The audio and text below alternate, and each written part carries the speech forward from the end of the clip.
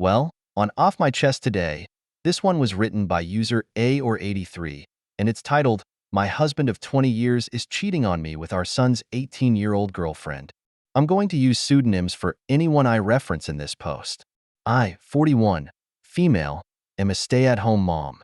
My husband, 48, male, whom we'll call Paul, works in finance. We've been married for nearly 20 years. We have two kids, whom we'll call Eric, our 18-year-old son, currently a senior in high school, and Mary, our 15-year-old daughter. They are both the lights of my life. My marriage with my husband has grown somewhat stale over the years for a myriad of reasons, such as his work schedule and how I've aged poorly since we first met.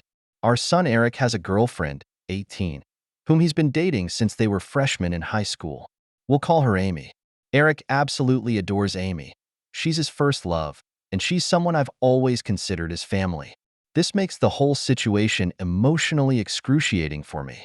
Last week, I inadvertently saw my husband's phone screen and got a glimpse of a text thread between my husband and Amy, our son's girlfriend. I read what looked like a message of her telling him that she misses sucking his. I froze in complete disbelief. I spent most of the day convincing myself that I must have misread what I saw. However, I didn't misread it because, over the last several days, I discovered a file on his computer filled with tons of BDSM porn. He clearly has a porn addiction. He also has saved photos of Amy from her Instagram on his computer. Although they weren't inappropriate, she was fully clothed. It was still the proof I needed to confirm that I wasn't going crazy. I also looked at his phone during opportune moments and saw more of their interactions. I wish I'd never looked. They were filled with mean, horrible things said at my expense, with him constantly comparing me to her. He would call me fat and old, among other things, with Amy. I've always had hunches or paranoid feelings that Paul has been cheating on me, but never in a million years could I have fathomed something like this. Last month, I found a thong in our bedroom that I know wasn't mine. I turned a blind eye to it, being naive and acting like it was maybe our daughter's, even though that made zero sense. Not only is he cheating on me, but he's betraying our son. I'm completely devastated. I don't even think words can adequately describe the dread, anger, and shock I feel right now.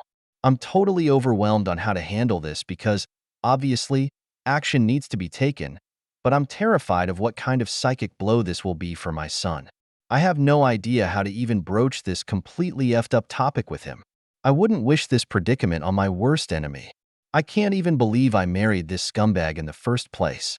And then my mind started to race, realizing that I started noticing specifically unusual behavior from him around the same time Amy turned 18. Was he waiting for her to turn 18 before pursuing this affair? There's so many layers to all of this, and I'm completely paralyzed with fear and dread about it all. None of it makes any freaking sense. How did this happen? Am I that much of a stupid idiot that I let all of this happen under my watch? Eric adores Amy, and the thought of revealing this sickening truth to him terrifies me. The impact on his young heart and mind could be devastating. My heart aches for Eric and Mary, who are completely innocent bystanders. I haven't confronted my husband about this because I'm frankly scared of the domino effect. I don't know who to turn to first about this. I share my story not for sympathy, but in search of understanding, and perhaps advice from those who might have had to grapple with deep betrayal. Thank you for listening. Oh, geez, we're jumping right into the deep end today, aren't we? I mean, how do you bring that up? I wouldn't even begin to understand, where you start with something like this. I mean, obviously, the husband's a prick, and you got to divorce him. But yeah, how do you tell the son? Not only will it completely disintegrate his relationship with his father, but yeah, it will affect his relationships in the years to come. Let's go to some comments. Your husband is a piece of work, scumbag, the lowest of the low. Unfortunately, you'll have to tell your kids one way or another as you file for divorce. Your sick husband has been grooming her. 1. Take screenshots of everything. 2. Hire an attorney. 3. Get your business in order. 4. Send the pictures of messages to her parents. 5. File for divorce. 6. Tell your son. And 7. Get counseling for you and your children. First of all, I'm so sorry for you. No one should ever have to live something that hard. My advice isn't probably the best, as I don't have kids and I'm not married. But could you screenshot these messages and send them to your phone? If you can, I would simply print them off, write a letter, and put everything in an envelope with divorce papers. And I would have a private chat after that with my son. You will have to talk to him, no matter how painful it is, because it will always be less painful for him to have his mom telling him all that rather than learning that you knew it and didn't tell anything. I know you're scared of the domino effect, and I know you're scared because you don't want to see your children suffer, but it's not your fault. Actions have consequences, and your husband deliberately chose to make these choices. Anyway, it'll be hard for sure. But there's no turning back with what you saw and what you now know. Eric might adore the girl. He thinks Amy is, but it's clearly not the person she is pretending to be. He deserves better, and so do you. Everything will be all right. You got this. Adding this, but she was still a minor not so long ago. Your husband clearly shows a predatory behavior. One comment says, if she's freshly 18, isn't this illegal? There's no way they weren't doing anything illegal before she turned into an adult. Also, even if so, the age gap is over 3 decades. Your husband is suspect AF. Police immediately. OP replies, she's been 18 for 5 months now. I haven't been able to get when their affair started. I'm trying my hardest to figure that out. He deletes his texts every couple of weeks, it seems like, so I haven't been able to pinpoint when this whole thing started. OP makes another comment, thank you, everyone, for the overwhelming support. I'm sorry if I haven't responded to your private messages. I'll get to it when I can. I'm dealing with a lot right now and taking a lot of steps that need to be taken. I'm trying to be smart and strategic with this truly surreal and terrible situation I'm in. I want to be clear that not telling my son about this was never something I was considering. I didn't mean to make it seem that way. I was just saying I'm intensely dreading it, but obviously, it needs to be addressed. It's one part of the many steps of my overall plan. I'm currently playing dumb and collecting as much evidence as I can so I can be prepared for anything and everything. I'm going to protect myself, and I'm going to make sure I don't put myself in any potential harm's way. I'll post a more thorough update soon when I can, but please know you've all touched my heart so much and made me feel less alone. Yeah, it seems like OP's got a pretty good head screwed on her shoulders here, and she's doing all the right things so far. What do you guys think? Anyway, on to an update. I'm using pseudonyms for confidentiality. I shared a situation a few days ago on another subreddit involving my husband, Paul, and our children, Eric and Mary. I discovered that Paul was having an affair with their son's 18-year-old girlfriend, Amy. My son has been dating her since they were freshmen in high school. My brother connected me to a very tough, junkyard dog lawyer type. I saved screenshots of all his conversations with Amy. I was only able to get the last 3 months from iCloud. The conversations were mostly flirty and dirty talk. It was hard to stomach, completely sleazy. I saw several negative things said about me. His call history showed he talks to her for hours pretty consistently. He uses dating apps. I took screenshots of his profiles and all of the active chats he has with his matches. It's very clear he uses a filter to seek out girls who are 18 to 22 or so. I COPD all of his files from the computer. He goes on sex chat rooms and forums, and he spends a ton of money on OnlyFans. I rummaged through every possible hiding spot I could think of in the house. He had various toys, blindfolds, cuffs, lubricants, etc. He also had different outfits which looked kind of like girls' Catholic school uniforms and a French-made type outfit, too. I picked up Eric and Mary from school, and we all drove to my brother's. They were able to sense something was amiss when I picked them up. I delicately told them the entire situation, and I broke down crying. Mary had the most anger, even more than Eric. I met with Amy's mother and told her everything. She confiscated Amy's phone and gave me the entire catalog, which only dated back 3 months ago, like on my husband's cloud, almost as if they both deleted the messages at the same time. She told me Amy sobbed when confronted. Amy basically told her mother that she'll never understand and that she and him are in love. I don't want to get into too many details with what else she was saying, but suffice to say it's very easy to assume that my husband slowly and methodically became a sage-like figure in her life, making her feel like she could rely on him, and he took advantage of the fact that she came from a broken home. Amy is also nonstop insistent that their friendship only became romantic and physical recently, and before that, she said he was more of a friend and mentor. I konfronted Paul over Zoom. The look on his face was scary. He became red and looked so sweaty. He had anger and panic in his eyes. The tone of his voice was very defensive and frightening. He kept yelling the word context over and over again, and that none of that happened. He was unable to speak without constant stutters and intensity. Nothing really made any sense to me. I refused to tell him where I was, and he said I had no right to take his kids away from him, and then he abruptly left the Zoom. My lawyer is filing for temporary sole custody of Mary and a restraining order. Mary is still the most angry. She's totally furious with her dad and Amy, justifiably so. Of course, Mary is recollecting moments and times she watched her dad interact with her friends, and she's a wreck about it. Eric is very clearly hurting, but he's so strong and very level-headed. He wants to see a therapist. The maturity my kids are showing makes me proud. They don't deserve this at all. We made the authorities aware of everything. I plan on being completely unforgiving and ruthless in this divorce. I'm reflecting on how I've been treated and how it's made me a shell of myself, and how I've had a very negative opinion of myself because of him over the last 20 years. I don't want to let this scumbag get away with it. I want to reinvent myself and move on stronger than ever. Yeah, it has to be said, the maturity of the kids is amazing right now. They certainly don't get it from their father, that's for sure. Let's go to some more comments.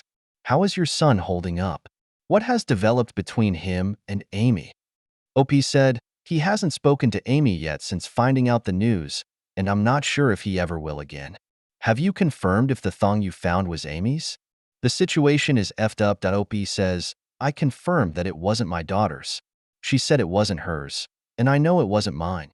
So, whose else's could it be? Wait, are you saying that they banged in the master bedroom? Don't they always use their married bed? Opie says, yes, I believe he did. Hope he adds in the comments, both me and my son are going to get tested and checked out as well.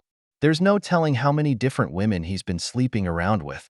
As for Amy, her mom has been in contact with me, and Amy has been threatening to run away with him because they are in love. Oh, please, in love? God, that just makes you sick, doesn't it? Okay, on for another update. Thank you again for all the love and encouragement. It gives me comfort and means so much to me. I've read many comments and messages accusing me of faking this story, which oddly also provides comfort because all of this feels unreal even to me. It validates my own feelings that there are people out there who can't even fathom this being true. I wish it were fake. I've been focusing on and worrying about how others are feeling over this, somewhat ignoring my own feelings, which I'm trying to change. I range from anger to numbness like a light switch. We're all safe and still at my brother's house. We're very careful, and his house is secured. Paul has tried to call my cell phone several times a day. I'm refusing to interact with him, and I'll have my lawyer handle all correspondence. He scares me, frankly. My brother has a very secure house with an alarm system and deadbolt locks. We feel safe with him. Both my son and I got checked out and tested. It appears so far that we're both clean based on the immediate rapid tests, but in the coming days, we'll know for certain when the lab results come in. I'm not overly concerned. Eric is scheduled to see a therapist early next week, which is very good and needed. He's not himself right now. He seems a bit shell-shocked, and I am concerned he internalizes a lot, and it's hard to get a read on what's going on in his head. That being said, he's thoughtful and has been talking with me, asking me how I'm doing and everything. He's not interested in corresponding with his dad at all.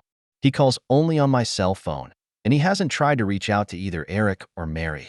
I get the sense that Paul is extremely nervous. He's scared, and I think he deep down knows that if investigated thoroughly, he would be in big trouble. That's what my gut is telling me.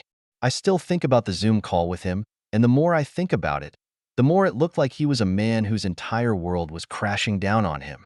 The panic in his face was very apparent. I offered Mary for me to make an appointment with a therapist as well, but she doesn't want to see one yet. She said she's open to it eventually, but wants time to herself. She's been asking her friends about her dad and if they experienced any creepiness from him. Her friends were open and honest with her, and apparently, They felt like he stared a lot and sensed his hovering presence whenever they were over. One of Mary's friends went so far as to say that she felt like he was checking her out a lot, like looking at her rear and complimenting the color of her yoga pants. At the time, no issue was brought up about it, but in light of everything that has been happening, it seems strange now. He would sit himself in different areas or vantage points to get a good view of her.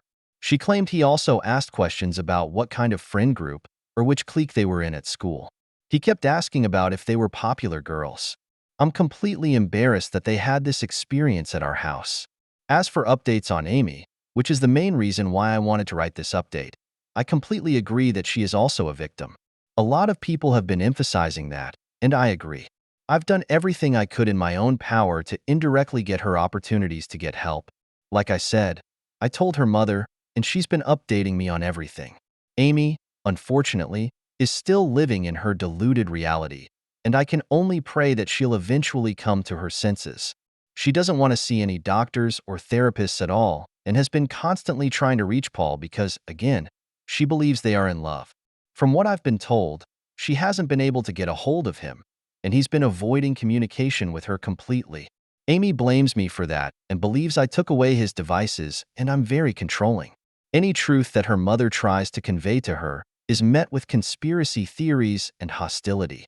Amy looks at me as a villain and still sees Paul through rose-colored glasses.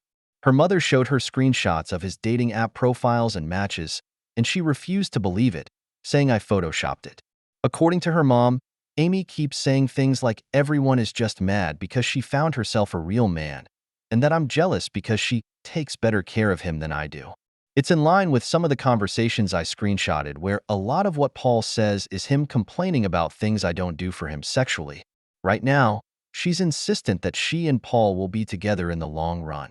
He's honestly a slimeball. I can only hope that Amy comes to her senses, but me directly intervening doesn't feel like it would be productive at the moment. Maybe eventually, though. Some more comments. I'm so sorry that this happened to you. Reading all the previous posts, I honestly get the vibe that your husband wasn't a very good one to begin with. Someday when you're ready, you're going to find someone who thinks you're glorious as you age. Your son is also going to be okay. He's gotten a lesson on exactly how men shouldn't behave, a painful one, but in time, he's going to realize that Amy was groomed and abused. It sounds like she was vulnerable, and your ex took advantage of a child who was in a bad situation. Hopefully, once Amy has had some time to process just how messed up this was, she'll tell the police the whole story.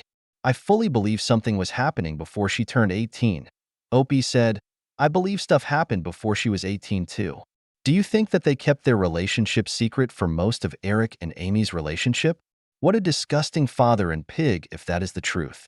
Opie says, I'm not sure when things got actually physical or romantic, but I do think his grooming started as soon as she came into the picture when Eric started dating her freshman year.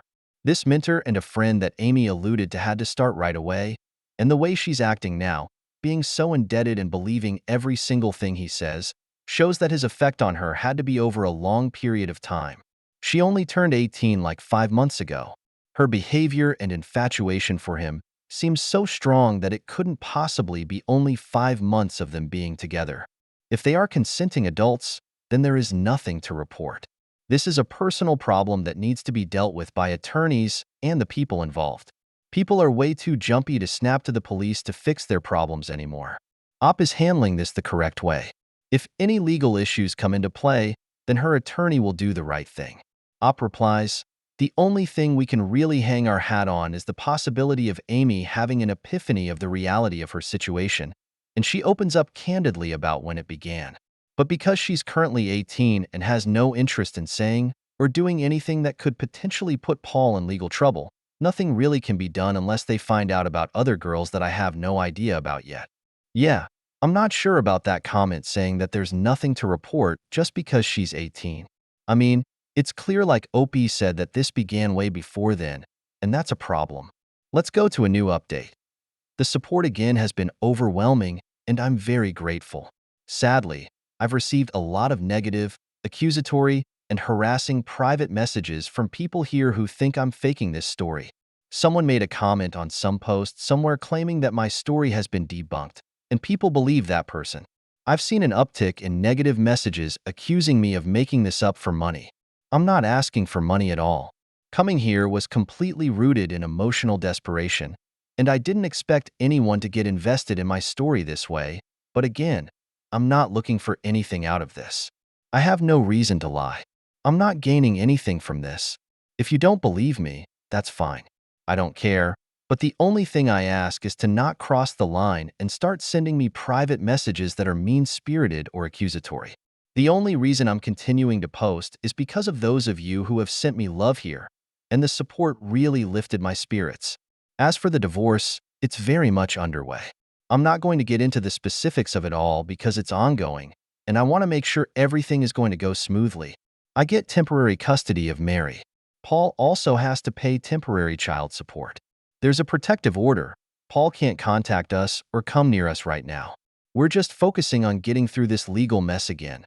Not getting into specifics because I don't want to mess anything up.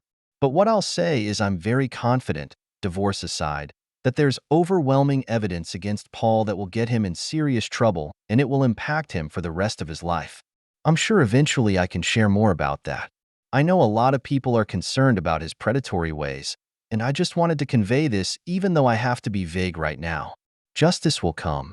All of your concern about how my kids are doing psychologically means a lot to me. Erica has been to therapy twice over the last 2 weeks. I know some people thought I was dismissive of him and acting like he's doing okay. I very much know that he's hurting internally, and we're doing everything we can to make sure he knows he is supported and loved. My brother has been amazing in spending time with Eric and Mary, and both of them have confided in him about a lot. My brother has a very healthy marriage, and both he and his wife have really stepped up to the plate for all of us.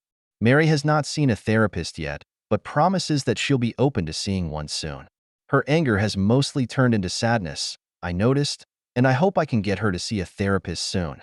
Her friends have played a key role in this whole thing, and that's something that Mary has been grappling with as well. I know a lot of people are invested in the well-being of Amy as well. There were a lot of questions about whether Eric and Amy would still see each other at school. It sounded like they go to the same school, but they don't. Eric and Amy went to the same junior high school and knew each other even then, but Amy ended up going to an all-girls Catholic high school, while Eric and Mary stayed in the public school system. We all lived in the same town, and over the summer heading into freshman years when they were getting to know each other and when they started dating. I wish I had a better Amy update, but it's gotten a lot worse since the last update. Paul has actually been seeing Amy despite her mother trying to force her not to see him. She tells me that Amy says she's 18 and an adult, and she can do what she wants. Her mother is in a precarious spot because if she kicks Amy out of the house for defying her, something that she has threatened to do, which I think is a mistake, she would just run to Paul permanently. The time she spends with Paul has increased over the last week despite the fact that Paul initially ghosted her when all of this first hit the fan. There were some days where Amy would just be gone for hours on end. There's only so much I could do with the Amy situation, but again, I do believe things will turn around soon with that given what I know about Paul and what's to come. I can only pray that Amy can get help and guidance when more crap hits the fan. I'm doing everything I can with my own kids and my own mental health, and Amy's mom knows she has my support, and that's all I could really provide. Okay, doy, and that's the last update for now. But yeah, what a horrible situation for the whole family. It does seem like they have a good support network, though, and yeah, fingers crossed that eventually Amy will come to her senses. I really don't want to be anyone in this story. I mean, no one really wins in any way, but yeah, I do trust OP's judgment and that justice will be done. I mean, if that's not the truth and the world has truly gone downhill. Some final comments. To be honest, the only way that Amy will see how messed up Paul is when he eventually sleeps with someone else or he accuses her of seducing him. Even if he ends as a sex offender, I don't know if that's enough to convince her that he's a creep and dangerous. Now, I'm curious about what Paul's intentions are. He ghosted her, and now all of a sudden they're meeting up again. Worst case scenario, he's going to have her falsely testify, which I don't think will take much convincing. Amy, honestly, you and Amy's mom did what you could. The best thing Amy's mom could do is sit and wait, but don't kick her out. Let her know she'll be there for Amy. And she'll still have a roof over her head and pray she snaps out of it soon instead of years later when she's burned bridges and wasted her life on a man who took advantage and ruined everyone's lives. Take care of yourself, and please don't stress about these internet trolls. They are mean, heartless, soulless humans that have nothing better to do in life than tear people down that are already hurting. Though I'm also a stranger, your story moved me, and I'm so sad that you have to go through this. Please take care of yourself too. Sounds like both kids are doing okay now, but you need to be well too. Best okie doy, folks, and that's all we got for today.